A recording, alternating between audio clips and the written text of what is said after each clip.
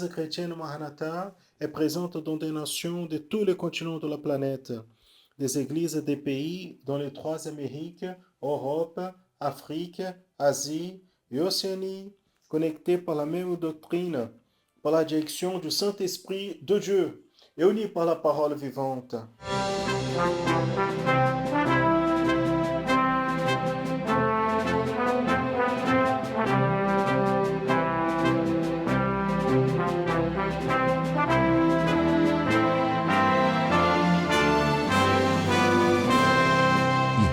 Des frères et sœurs de toutes les parties du monde participent d'un même culte, ensemble, dans un même corps et dans un même esprit.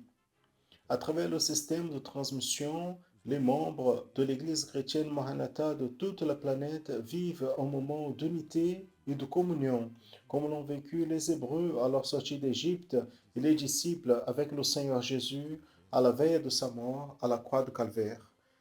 Des personnes de toutes les parties du monde sont touchées par l'évangile éternel et par le message du retour imminent du Seigneur Jésus.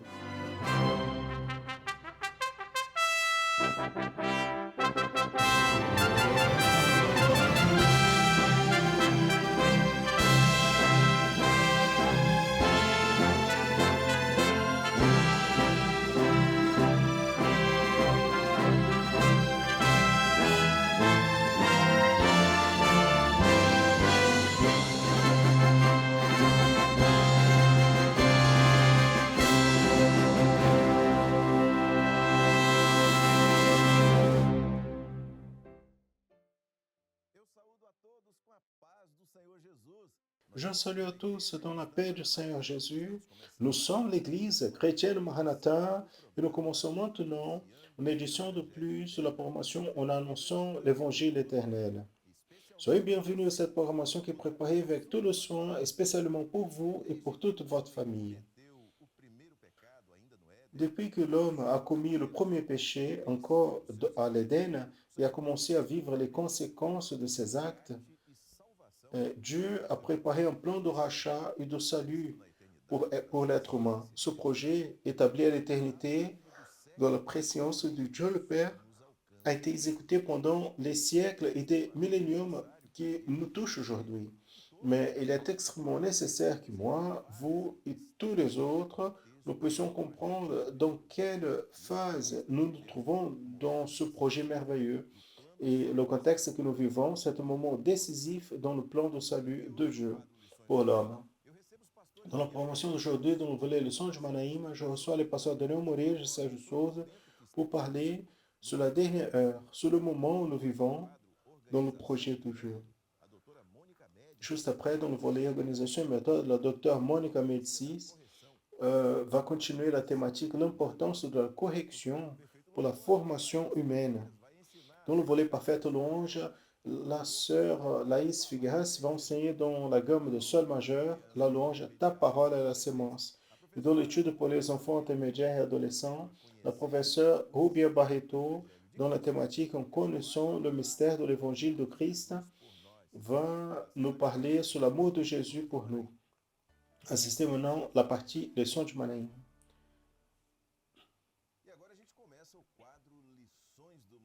Maintenant, nous commençons la partie Leçon du Manaïm.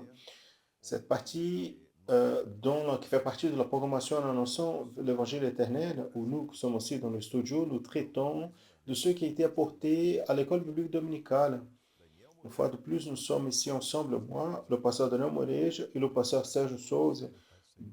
La paix du Seigneur Jésus, la paix du Seigneur à ces jours, la paix du Seigneur à tous. Très bien. Nous commençons maintenant, comme toutes les fois au début du volet Leçon du Manaïm, nous présentons à vous en apportant des participations de personnes qui nous ont envoyé leurs commentaires à propos de la programmation du volet Leçon du Manaïm.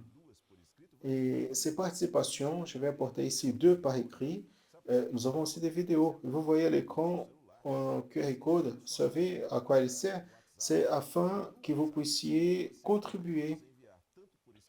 Donc, par WhatsApp, vous pouvez nous envoyer, si bien par écrit, votre participation, comme vous pouvez nous envoyer une vidéo afin qu'on puisse présenter ici dans la prochaine édition des leçons du Manaïm.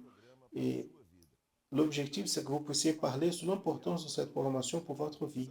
Nous allons donc voir la participation qui nous a été envoyée par Alain Junior dos Santos de Rio de Janeiro, capitale. Il dit, la programmation nous a approfondi davantage dans le mystère du Seigneur Jésus à travers la révélation de la parole. C'est ce que nous a écrit Alain Junior dos Santos de Rio de Janeiro. Nous avons une participation ici de Serra, État du Espírito Santo. Nous a été envoyé par Romário Souza. Il dit, la programmation nous a beaucoup édifié. Ce n'est pas une présentation d'opinion personnelle qui nous est apportée, mais la révélation de cet esprit qui nous amène à entrer dans les mystères de la parole de Dieu. Ça, c'est la participation de Romario Souza de la ville de Serra, dans l'état du Espírito Santo. Je vais revenir sur ce qu'il nous a dit, mais avant, on va passer une vidéo qui nous a été envoyée par Marquene. Il est de Vila Velha, l'état du Espírito Santo, nous parle sur la formation. Je salue les frères et sœurs dans l'appel du Seigneur Jésus. Je m'appelle Marquinhos. Je parle de Vila Velha, l'état du Espírito Santo. Je vais vous parler sur la notion, l'évangile éternel, des grandes merveilles. Le Seigneur fait au milieu de notre peuple. Le Seigneur opère énormément, nous donne plus de sagesse, nous amène à connaître davantage sur lui. Nous avons, en ayant des expériences merveilleuses, avec une intimité plus grande avec le Seigneur. La paix du Seigneur Jésus à tous. Merci, Marquine. La paix du Seigneur. Une des choses, ce que Romario a dit, je trouvais très intéressant parce que il est commun de nous retrouver, que ce soit dans la télévision, que ce soit dans les applications de vidéos, des conversations que manifestent des opinions. Il parle beaucoup sur cela, il pointe de manière claire sur cela. Ce que nous traitons ici, ce n'est pas mon opinion, votre opinion, mais ce que le Saint-Esprit révèle à son Église.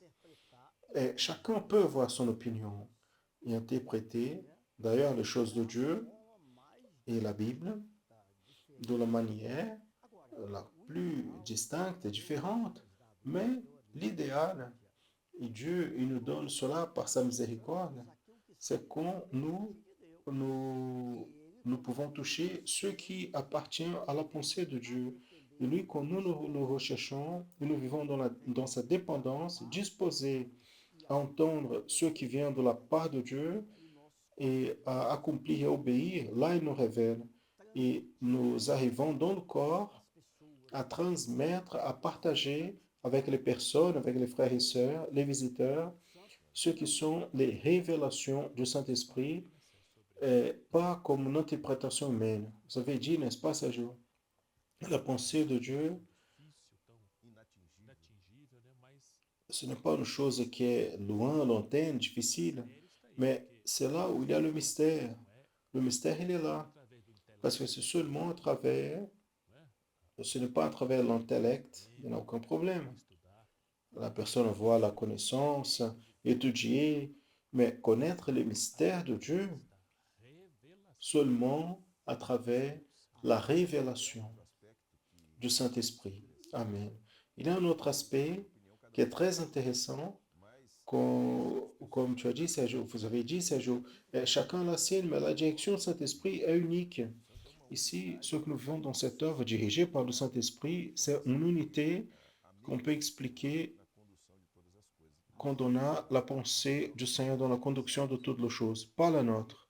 Ce n'est pas notre manière de penser, notre théologie, mais la pensée de Christ, la pensée du Seigneur. Juste un complément, parce que ce qui sont nos opinions peuvent même apporter un effet quelconque dans une motivation, mais pour toucher l'âme seulement, euh, donc une action du Saint-Esprit. Donc, à la base de discours, d'opinion personnelle, c'est pas possible. La parole dit que c'est le Saint-Esprit qui convainc l'homme du péché, de la justice et du jugement. C'est une mission du Saint-Esprit. Donc, basé sur ce que vous avez dit, quand nous parlons sur l'action du Saint-Esprit et quand nous parlons du projet de Dieu, dans le contexte de l'action du Saint-Esprit, le long de temps, il y a eu la manifestation du Saint-Esprit de manière différente, de manière spécifique pour chaque moment de l'Église. J'aimerais que vous puissiez parler un peu sur ça. Dans le temps de l'Église appelée apostolique ou primitive, c'est-à-dire l'Église qui est apparue à partir de la Pentecôte, le message avait donc un objectif de dire que le salut ne venait plus de la loi de l'Ancien Testament et elle n'était plus restreinte à un peuple. Et ce message qu'est le salut, accès à Dieu, était pour un peuple, une nation, et donc, euh, cette période a duré plusieurs siècles, mais avec le versement du Saint-Esprit commence une nouvelle étape. Donc maintenant, le salut est par la grâce. Le salut, il est possible à tous ceux qui croient et acceptent le Seigneur Jésus comme le seul et souvent sauveur. Quand nous pensons au contexte de l'histoire de l'humanité, avant Christ et après Christ, donc divisé dans ces deux grandes époques, nous voyons que le Seigneur Jésus, il apporte un message que le Saint-Esprit coopère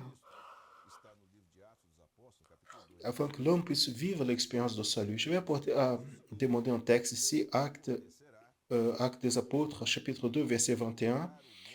Et il se passera que tous ceux qui invoquera le nom du Seigneur, il sera sauvé.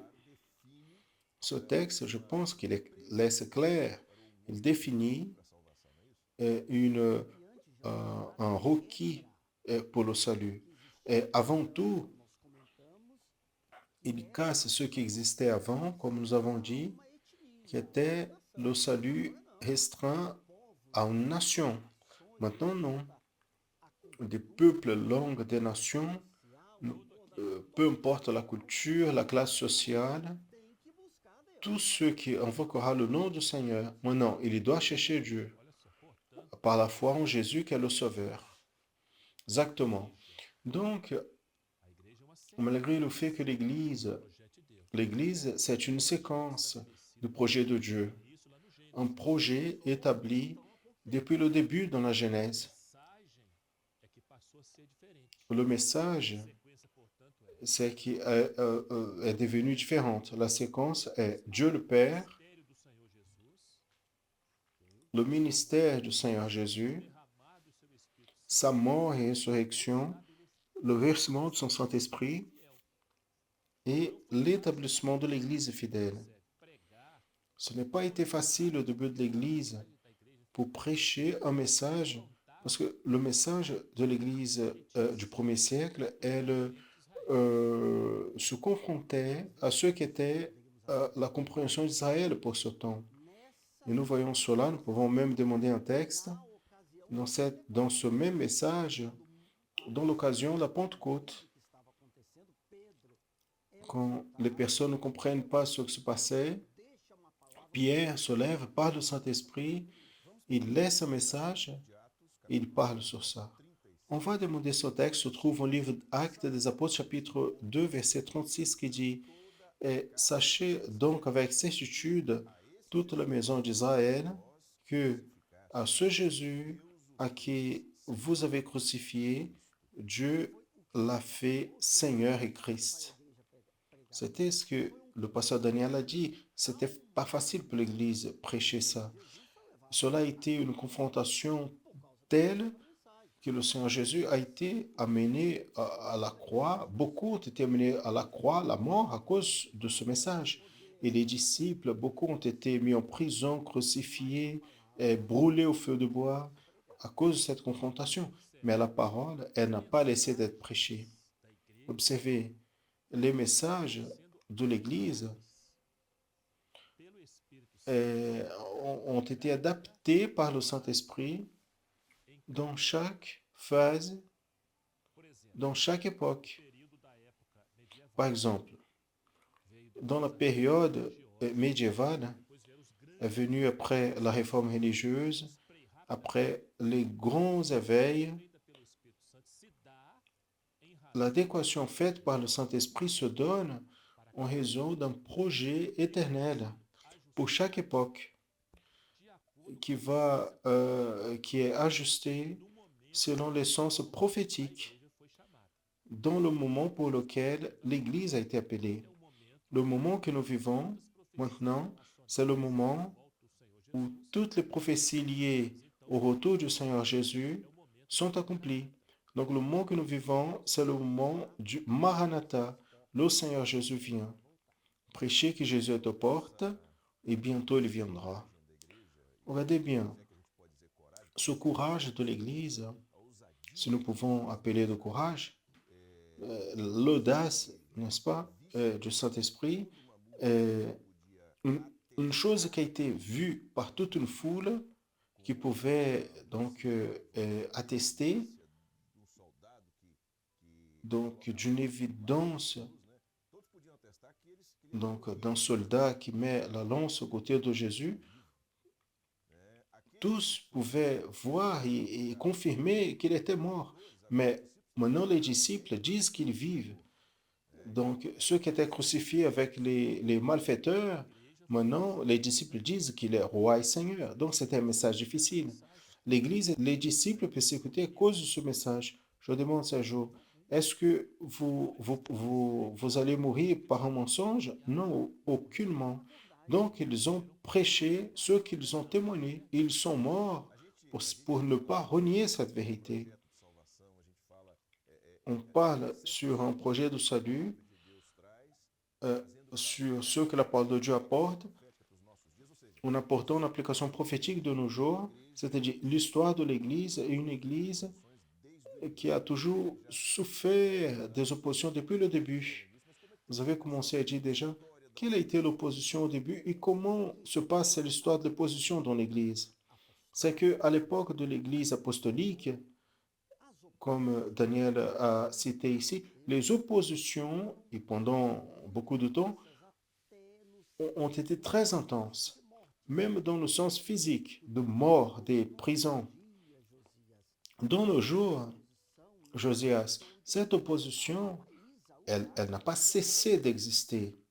Il y a des endroits, même aujourd'hui, il est prohibé d'avoir une Bible, de parler de Jésus, se rassembler dans une église, mais cela a diminué.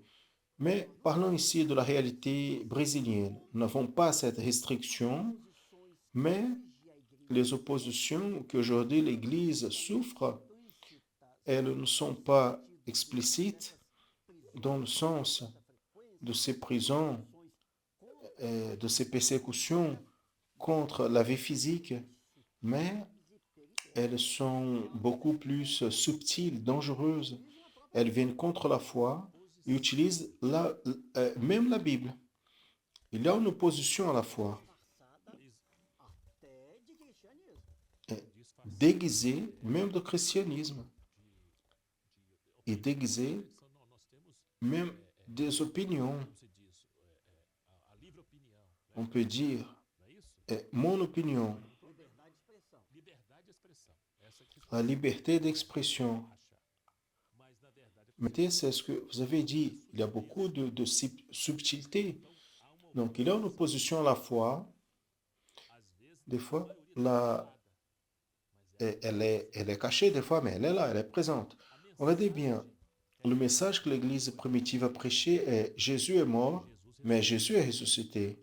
Et le Saint-Esprit a été versé sur cette Église parce que maintenant, elle allait sortir par le monde en prêchant ce message. À cause de ce message, elle a été persécutée vers les arènes, les feux de bois, les croix. Maintenant, l'histoire, elle s'est déroulée. Nous sommes prophétiquement dans la dernière période de l'Église. Quel est le message de cette dernière Église? Jésus est mort, ressuscité, il va revenir. Le Saint-Esprit, maintenant, il est versé sur cette dernière Église parce qu'elle va quitter le monde. La première église est partie dans le monde pour prêcher. Maintenant, l'Église va quitter le monde remplie du Saint-Esprit. Gloire à Dieu. En parlant encore sur l'opposition à l'Église, nous allons lire Acte 4, versets 18 à 20, qui dit, qui ne parle pas et qui n'enseigne pas au nom de Jésus, en répondant, donc Pierre et Jean ont dit, Nous ne pouvons pas laisser de parler et de ceux que nous avons vus et entendus. C'est intéressant que l'opposition se lève, mais à la direction du Seigneur et l'expérience de l'Église, et donc donne la forteresse pour faire face à l'opposition. C'est la même chose aujourd'hui. L'Église primitive, plus d'opposition, plus elle se fortifiait. Et se fortifiait comment? À travers la doctrine. Donc toujours quand les oppositions sont apparues, il y a eu aussi la doctrine, laquelle a permis à l'Église de conserver et bien établie sous des fondements et vivre les affrontements. Cette doctrine dont nous avons parlé à la dernière programmation sont les enseignements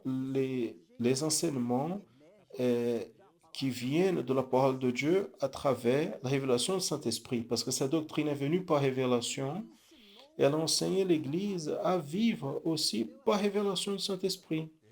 C'est ce que nous avons vu et entendu.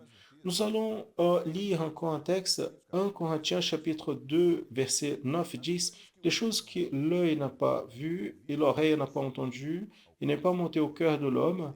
Dieu nous l'a révélé par son esprit, car l'esprit entre dans toutes les choses, même les profondeurs de Dieu. Loué soit le Seigneur. C'était le cadeau, un héritage, une orientation que Dieu laissait pour l'Église. Quel texte, n'est-ce pas? C'est très clair. Dieu, il nous a révélé par son esprit. Donc, sans la révélation, sans l'action, l'opération du Saint-Esprit, l'homme, il ne touche pas ce mystère. Nous avons traité de quelques sujets de la Bible en apportant l'application prophétique de nos frères qui nous assistent. Un des sujets, c'est cette parabole des travailleurs de dernière heure que nous abordons.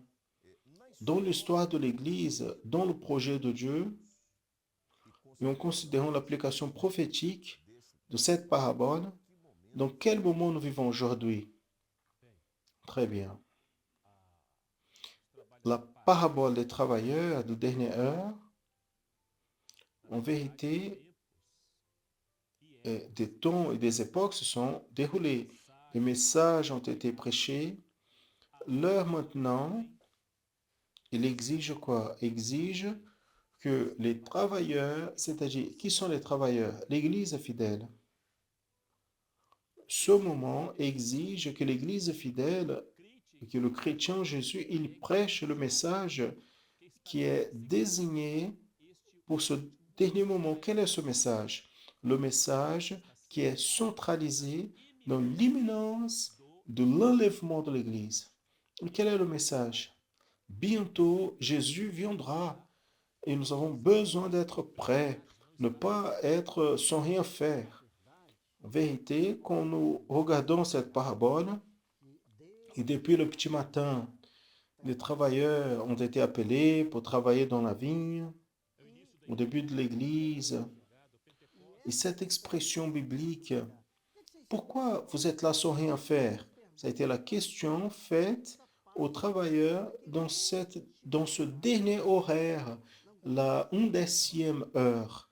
Exactement. Donc, ce fait d'être sans rien faire, que nous ne pouvons pas être dans cette situation, un jour, on s'est retrouvé dans cette situation. Cette situation venait de quoi? Parce que soit parce qu'on était dans le monde sans Jésus, éloigné de Dieu, ou parce qu'on était loin de sa présence, sans salut, ou même dans l'intérieur de l'Église, assis dans les bancs avec la Bible, mais sans une expérience avec le mystère de Dieu, sans la révélation de la parole, sans connaître les choses que l'œil n'a pas vues, que l'oreille n'a pas entendues, qui n'est pas monté au cœur de l'homme, parce qu'il n'avait pas l'expérience avec le Saint-Esprit. Maintenant, avec les mystères ouverts, nous ne pouvons plus être oxyeux et être sans rien faire. Et ça, c'est le message pour cette dernière heure. C'est le retour du Seigneur Jésus. Juste pour rappeler que cette expression que les pasteurs ont utilisée aussi, est ceux qui sont rien faire, se trouve dans la parole de Dieu, dans le verset que nous avons lu maintenant. Nous allons lire maintenant. En partant à l'heure 11e, il a retrouvé ceux qui étaient sans rien faire. Il a dit, pourquoi à la fin de la journée vous êtes là sans rien faire? Donc ce texte fait partie de cette parabole des travailleurs de la dernière heure. Maintenant, nous vivons en ce moment de fin. Quel est notre travail? Le père de famille a quitté en apportant, en, en invitant pour le travail. Quel est le travail de l'Église en ce moment? Le travail de l'Église fidèle. Nous sommes en train de voir, bien-aimés, que l'Église fidèle a beaucoup de travail à faire, n'est-ce pas? L'œuvre en soi-même, elle est une opération du Saint-Esprit. Elle n'est pas humaine, non, aucunement. Mais l'Église, elle doit être, c'est sa mission, être un instrument dans les mains de Dieu. Et nous voyons cet engagement donné par Dieu à l'Église fidèle aussi révélé dans le moment où Jésus était sur la croix. Il y a un texte de la parole qui dit, alors c'est très intéressant cela parce que comme nous parlons depuis le début, avec la révélation du Saint-Esprit, nos yeux sont verts, donc les détails sont révélés. Nous allons lire Jean chapitre 19, 26, 27. Or, Jésus, en voyant sa mère et le disciple à qui il aimait était présent, il a dit à sa mère, Femme, voici ton fils. Après, il a dit au disciple, voici ta mère. Et depuis cette heure, le disciple l'a reçu en sa maison. Je pense qu'il vaut bien qu'on explique ce moment et apporter l'application prophétique. C'est qu'à ce moment, Jésus était sur la croix. Il était comme un homme. Et c'était un moment de départ. Il était en train de dire au revoir à la famille comme un homme, aux disciples, des apôtres. Mais prophétiquement, il était en train de donner une mission, un engagement pour l'Église. Parce que cette expression femme, expression prophétique, il pourrait dire, mère, voici ton fils. Non, il a dit femme, c'est une expression prophétique. Prophétique dans la figure de l'Église fidèle. C'est-à-dire, voici ton fils. Parce que, bien sûr, nous trois ici, nous sommes des parents. Il y a beaucoup de mères, des parents qui nous assistent. Et celui qui a un fils, généralement, il fait tout pour son fils. Il prend soin afin que son enfant puisse se porter bien, être heureux. Quand il dit, voici mon Église, voici ma parole pour être gardée, être préservée, voici les mystères de l'éternité qui ne peuvent pas être délaissés, ne peuvent pas être méconnus. Le Fils, c'est ce qui a été engendré. Le Père a engendré, à travers Jésus, une œuvre, à travers son sang, qui est son Saint-Esprit. Il a engendré cela dans la vie de l'Église. Donc cette expression est prophétique. Là, il était comme un homme, il était en train de dire au revoir, mais il parlait de l'Église et de l'œuvre du Saint-Esprit. Amen. Le sacrifice de Jésus, est, sans doute, a été une marque de l'histoire de l'humanité et surtout dans l'histoire de l'Église.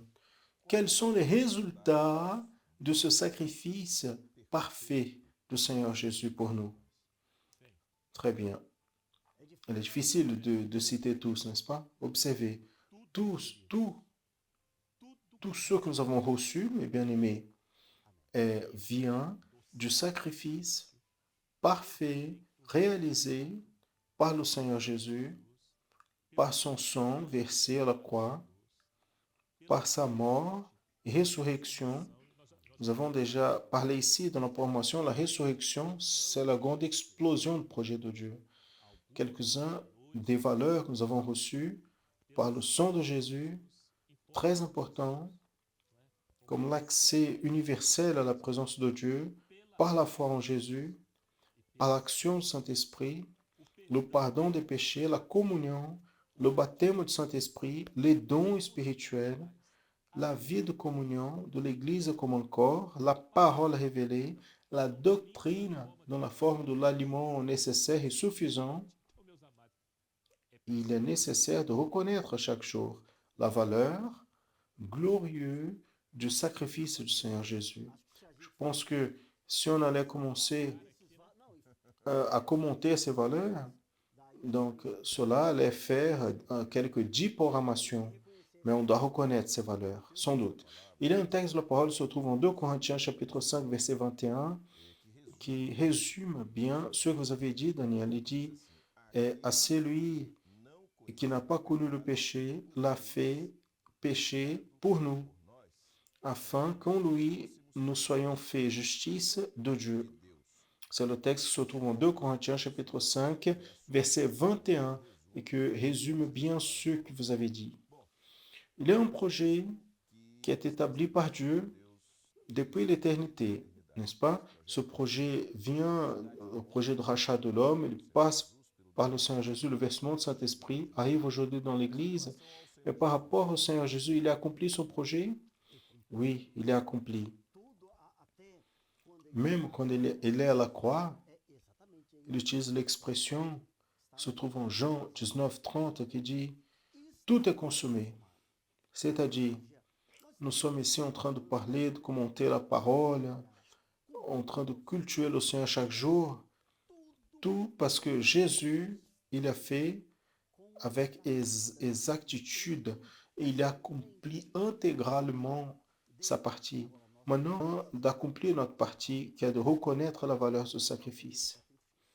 Il est possible, peut-être, n'est-ce pas, Sergio, que quelqu'un qui, on peut dire visiteur, ils sont en train d'assister à la formation ou entendre la formation, et qu'est-ce qu'il est nécessaire de faire pour être sauvé?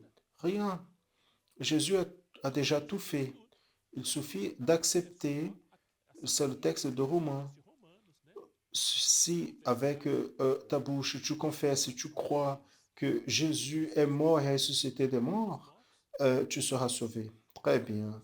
En profitant de cela, Daniel, ce que tu as dit maintenant, les personnes qui nous regardent, nous terminons toujours la formation avec une parole dirigée à ceux qui nous écoutent, ceux qui nous assistent. Donc, j'aimerais que tu puisses apporter ce message à nos spectateurs. Alors, spécialement aujourd'hui, Josias, j'aimerais m'adresser à ceux qui ont déjà accepté le Seigneur Jésus, appelés de chrétiens ou serviteurs. Si vous êtes sauvés par Jésus, c'est parce qu'un jour, le Saint-Esprit t'a connu, vous a connu, a opéré dans votre pensée, vous vous êtes rendu au message que Jésus, seulement lui, il est le seul et suffisant sauveur. Mais nous savons, comme nous avons déjà dit ici, ce sont beaucoup, innombrables les oppositions à la foi, les luttes intérieures dans notre cœur, notre pensée, les luttes extérieures, les grandes batailles de la vie. Il y a seulement une manière de les vaincre, c'est de vivre en communion avec le Saint-Esprit et avec l'Église en se bénéficiant des mystères de Dieu qui sont révélés par le Saint-Esprit dans cette dernière heure. Donc, bien-aimés, le moment est de travailler pour Dieu en reconnaissant chaque jour avec gratitude le sacrifice de Jésus, le salut, et en proclamant le retour glorieux de Jésus. Pour cela, nous avons besoin d'être prêts pour recevoir bientôt la récompense céleste séparée pour les travailleurs de cette dernière heure. Gloire à Jésus. Vous nous aidez à préparer la programmation. Dans chaque édition, nous projetons ce code ici qui est différent du premier. Celui-ci qui apparaît à l'écran c'est pour que vous puissiez répondre à une question qui va être proposée. Quand vous focalisez avec votre appareil photo, votre smartphone, vous allez être redirigé avec une question qui va pour la prochaine semaine. Vous pouvez écrire, envoyer votre contribution en parlant sur le sujet qui est lié, aligné avec ce qui est apporté à l'école biblique dominicale. Et dans la programmation précédente, nous avons présenté ce code, nous avons reçu un commentaire de Claudia Chester, elle est de São Paulo capitale, elle dit à propos de ce sujet que nous avons, en plus de demander pardon pour ceux qui l'avaient crucifié, j'ai reçu à un des malfaiteurs qui était à son côté aussi sur une croix. Mais il s'est repenti parce qu'il a reçu la vie éternelle. Claudia de São Paulo. Vous pouvez participer à la prochaine programmation. Il suffit de pointer l'appareil photo de votre smartphone vers ce code qui apparaît à l'écran. Nous sommes arrivés à la fin d'une édition de plus de leçons de Manaïm. Notre temps est court. Tout ce qu'on voulait parler, mais c'est toujours un grand plaisir d'être là avec vous.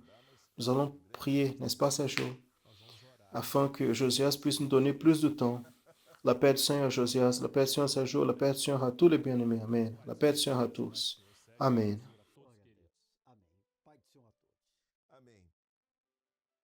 Dans l'édition précédente du volet Organisation et méthode, la docteure Monica Médicis a abordé la première partie de la thématique, l'importance de la correction pour la formation humaine. Dans l'édition d'aujourd'hui, elle va continuer à aborder cette thématique importante et va élargir notre compréhension à propos de ce sujet. Regardez maintenant.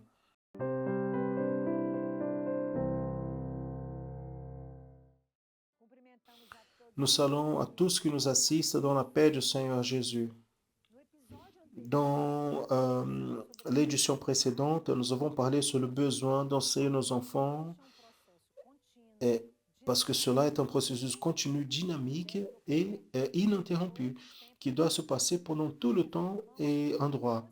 Nous avons aussi affirmé l'importance de le reprendre toutes les fois qu'ils commettent des pratiques qui ne suivent pas les valeurs éthiques chrétiennes. Nous avons porté l'exemple de Jonas, quand Dieu, le Père qui aime, il a insisté à corriger, il n'a pas abandonné, ni à lui, ni aux habitants de la ville de Ninive à leur propre sort. De la même manière, nous avons besoin d'enseigner, mais aussi corriger. Mais beaucoup de fois, les enfants intermédiaires et adolescents résistent à la correction et refont, elles refont la même mauvaise pratique. Donc, on doit les corriger plusieurs fois. Selon les études de la psychologie, de la psychanalyse, ce comportement fait partie de la nature humaine qui vient depuis l'enfance à chercher les réalisations de ses désirs. Nous tous, nous sommes nés captifs de nos désirs et impulsifs, désirs primitifs. Ces études pointent que nous naissons avec trois parties qui appartiennent au id, ego.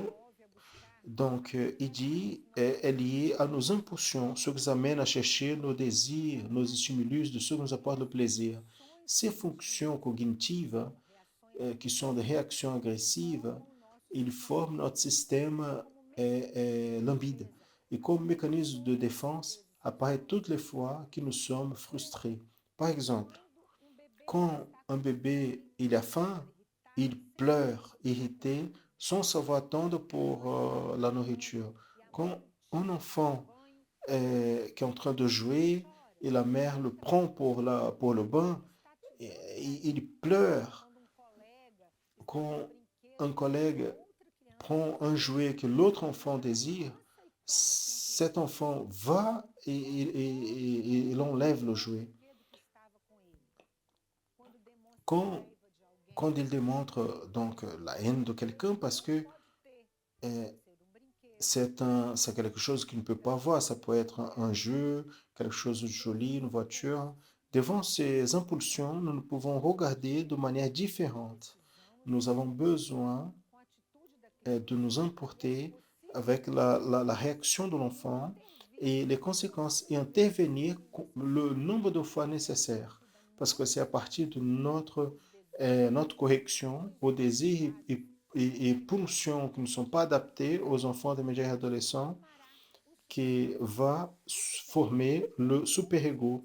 Le super-ego, c'est la conscience morale, la clarté, l'éthique qui nous rend capables de vivre en société en respectant les règles. C'est un bon filtre moral, une bonne formation de super-ego qui fortifie notre ego, qui est le moi, je. Donc, nous devenons ce que nous sommes à partir des filtres donnés à mon super-ego. Cela signifie que les parents responsables doivent agir entre les exigences de pulsion des enfants intermédiaires et adolescents afin de frustrer les exigences qui ne sont pas en accord avec les règles et les instances sociales dans lesquelles l'individu vit, qui sont la famille, église, école et groupe de collègues. Ainsi, quand la correction est incorporée à l'ego, ceux-là deviennent forts et intégrés à la réalité. Il existe des dangers. Quels sont les dangers? Oui, il existe des dangers. Le danger, il est sur nous, les parents, le fait de céder au désir des enfants. Et aussi, quand cela montre irritation ou fragilité devant le comportement inadapté de l'enfant, ce qui va le faire sentir puissant pour se dominer et donner peur aux parents. Cela va augmenter ses pulsions. Bien-aimés, ne soyez pas euh, surpris ou dérangés de corriger vos enfants. La correction, c'est une preuve d'amour. C'est le sentiment que quelqu'un s'importe de lui. Nous allons agir comment cela est enregistré au livre des Hébreux, chapitre 12, verset 6, qui nous dit, car le Seigneur corrige à ceux qu'il aime et, et va donc exhorter comme un enfant qu'il aime. Vous aimez votre enfant, il faut l'accueillir et le corriger, exercer votre autorité avec sagesse et base biblique. La famille nous exige beaucoup de travail et engagement que le Seigneur nous rend capables pour exercer notre autorité avec sagesse et responsabilité. Que le Seigneur nous bénisse grandement. La paix du Seigneur Jésus. Donc, à la semaine dernière, la sœur Laïs nous a enseigné la gamme de sol majeur. Aujourd'hui, nous allons apprendre une louange en utilisant cette gamme. Nous allons prendre le chant Ta parole est la sémence. Pour cela, prenez votre instrument et nous allons apprendre.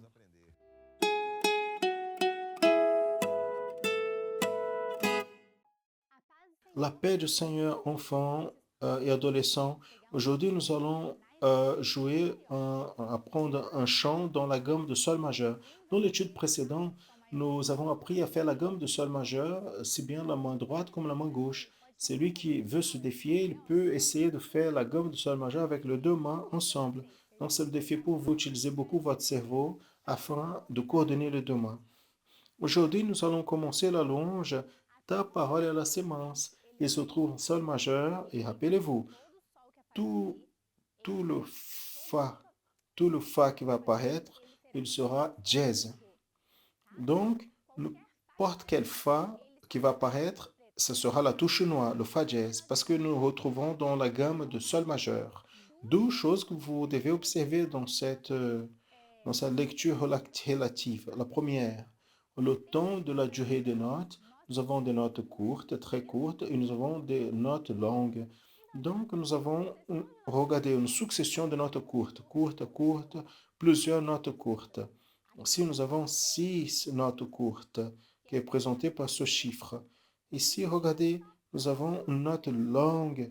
Donc, cela est très important pour vous qui instrumentisez le Seigneur. Observez le temps que cette note va sonner. C'est un temps court ou c'est un long temps.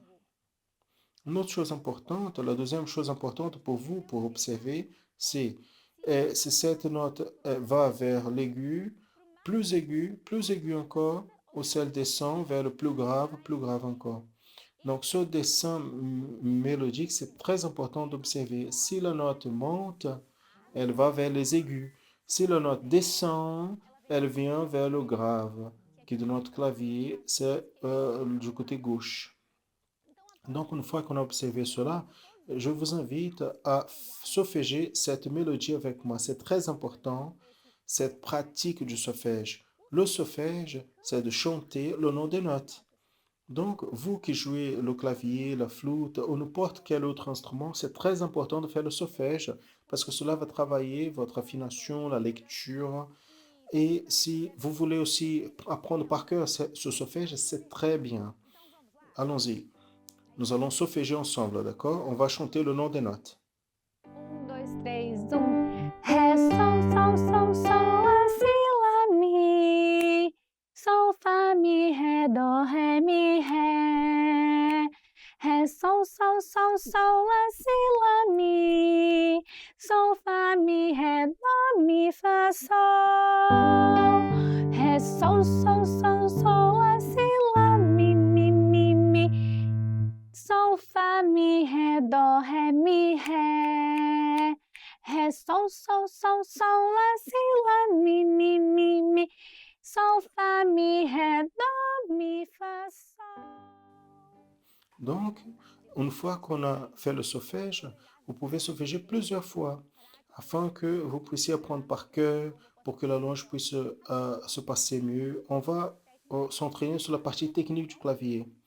Allons-y. Nous allons commencer ici pour cette phrase jeune. Nous allons mettre notre doigt 1, c'est celui-là, dans le Ré, et notre doigt 3 au sol. Allons-y. 1, 2, 3, 1. Lá, si, lá, mi. Tá bom? Au moment de faire ce Mi, non, on peut mettre le même doigt 1 qu'on a fait le Ré, on peut mettre sur le Mi aussi. Maintenant, nous allons nous entraîner la partie verte. Le doigt 5 au sol. Allons-y.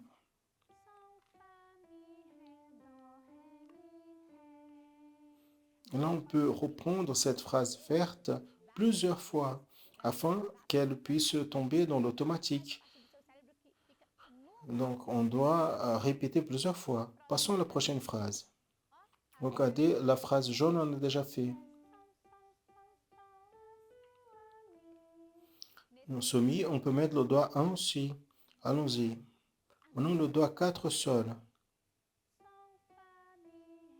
On ouvre la main, on fait le Do aigu, le doigt 5. Regardez comme c'est beau. Ce Mi ici, on met le doigt 1 et on finalise cette phrase verte. On passe à la prochaine. La phrase jaune à nouveau.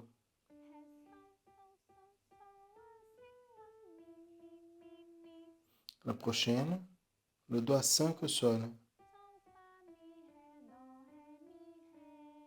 Et là, on peut poser la question, professeur, pourquoi tu mets le doigt 5 dans une note? Parce que c'est naturel. Si le doigt 5 se trouve dans le sol, bien sûr que le doigt 4 c'est Fa, dièse, le doigt 3 au Mi. Donc, ça fait naturellement les autres.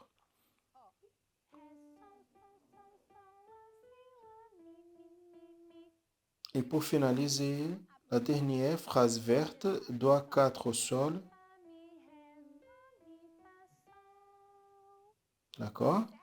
Alors, il faut vous entraîner beaucoup la main droite.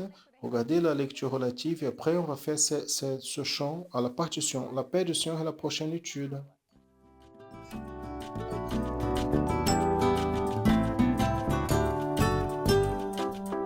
Maravilha, maravilha, maravilha é o amor de Deus, revelado no Calvário. Jesus por nós morreu. Maravilha anunciar esse amor pra você que hoje está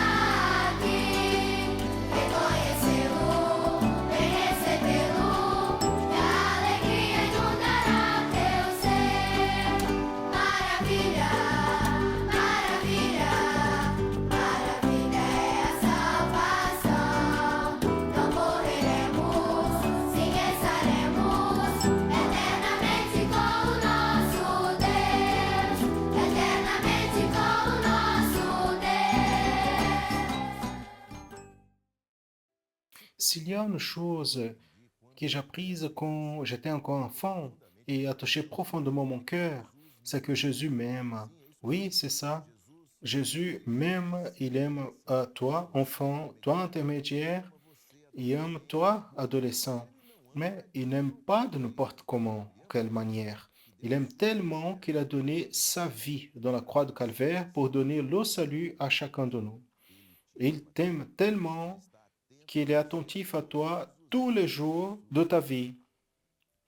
Et dans l'étude pour les enfants intermédiaires et adolescents d'aujourd'hui, le professeur Ruby Barreto nous parlera sur le grand amour de Jésus pour nous. Minha casa vive está. Olá, pessoal!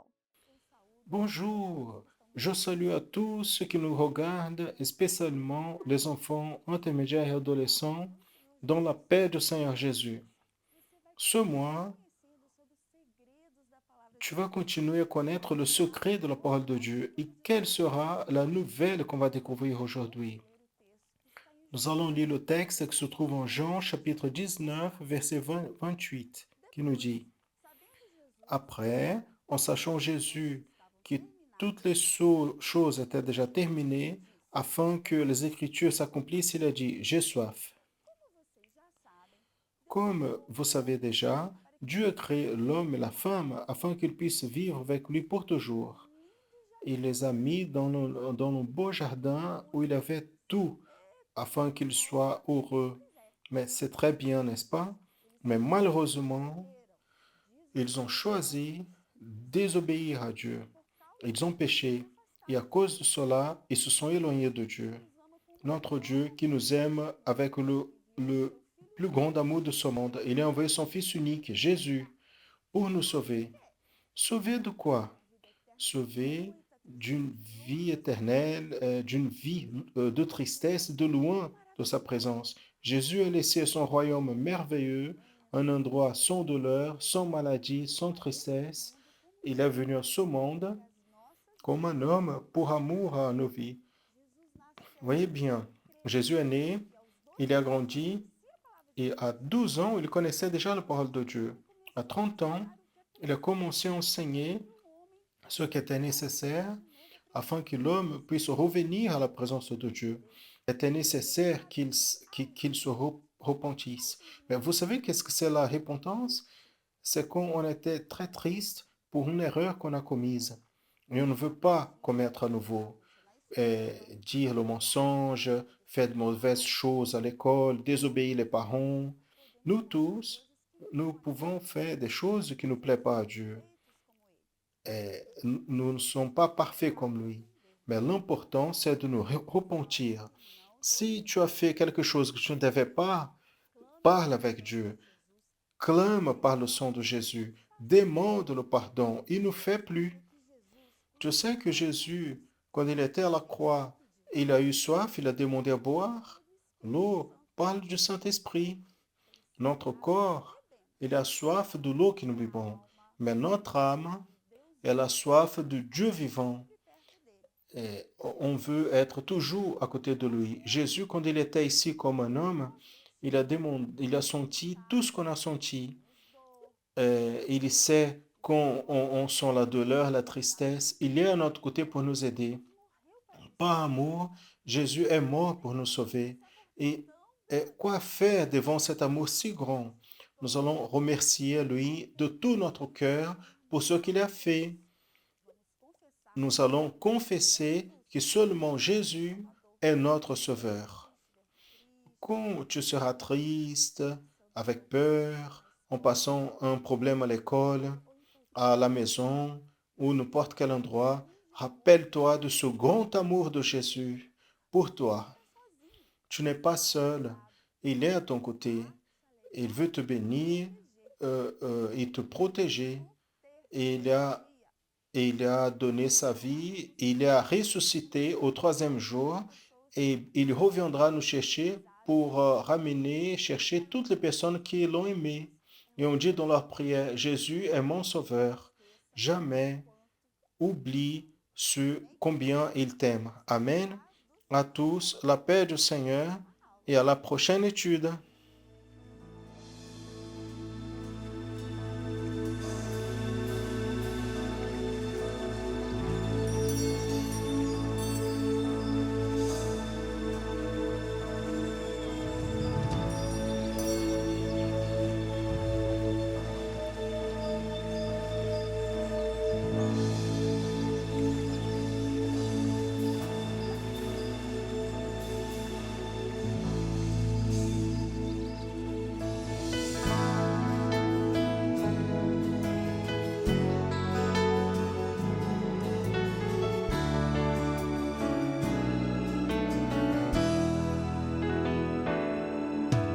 Deus criou os céus e a terra, o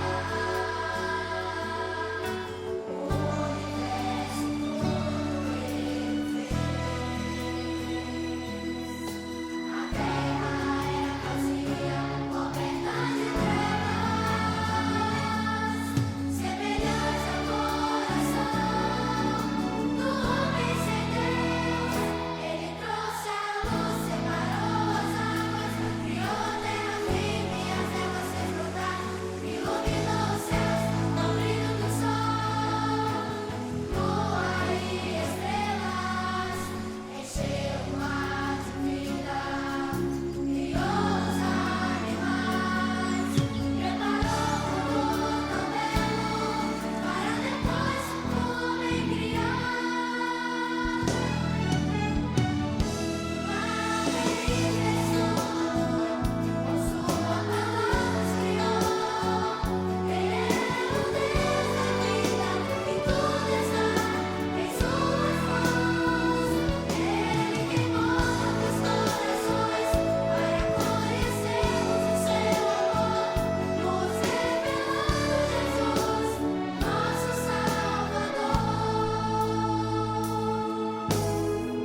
Essa terra um dia passará, não mais existirá. O novo céu e a nova terra, Jesus nos dará. Ele fez tudo, com a sua palavra nos criou. Ele é o Deus da vida e tudo está em suas mãos. Ele que move os corações para conhecermos o seu amor. Nos revelando Jesus, nosso Salvador. Nos revelando Jesus, nosso Salvador.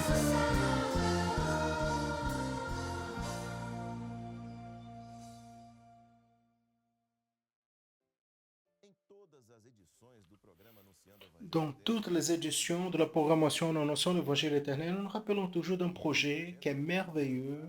Et ce projet, il apporte des résultats chaque fois plus notables. Beaucoup reçoivent une bénédiction à travers lui. Et vous aussi, vous pouvez le bénéficier de ce projet. C'est le projet d'assistance spirituelle de l'Église chrétienne Maranatha. C'est simple, il suffit de faire un appel qui est gratuit et qui peut être fait toujours quand vous avez besoin. Vers ce numéro qui apparaît à l'écran, 0800 707 376. La personne qui va vous répondre va vous donner une parole de la part du Seigneur pour vous, va prier pour vous, et tout cela complètement gratuit. Pointez l'appareil photo de votre smartphone vers le code qui apparaît à côté du numéro. Votre appareil sera redirigé vers cet appel. Et plus, nous n'allons vous demander aucune contribution financière. Nous n'allons pas vous demander une offrande, aucune valeur, tout est gratuit. Appelez toujours quand vous avez besoin. Vous voulez connaître davantage sur l'Église chrétienne Maranatha et tous nos projets, accédez à nos réseaux sociaux et téléchargez les applications de l'Église chrétienne Maranatha, aussi de la radio Manaïm. Ces applications sont gratuites sur votre téléphone. Entendez des messages bibliques et des louanges 24 heures par jour et vous pouvez partager nos contenus. Accédez à notre canal de l'Église chrétienne Maranatha sur YouTube et ne ratez pas notre programmation tous les jours. Nous avons de nouveaux contenus postés, mais une programmation est spéciale. L'école Buzier tous les dimanches à 10 heures du matin au Brésil. Et ainsi, nous arrivons à la fin de cette édition de la promotion de la notion de l'évangile éternel. Et la semaine prochaine, si Dieu le permet, nous serons à nouveau ici avec une édition de plus de la programmation. Maranatha, le Seigneur Jésus vient.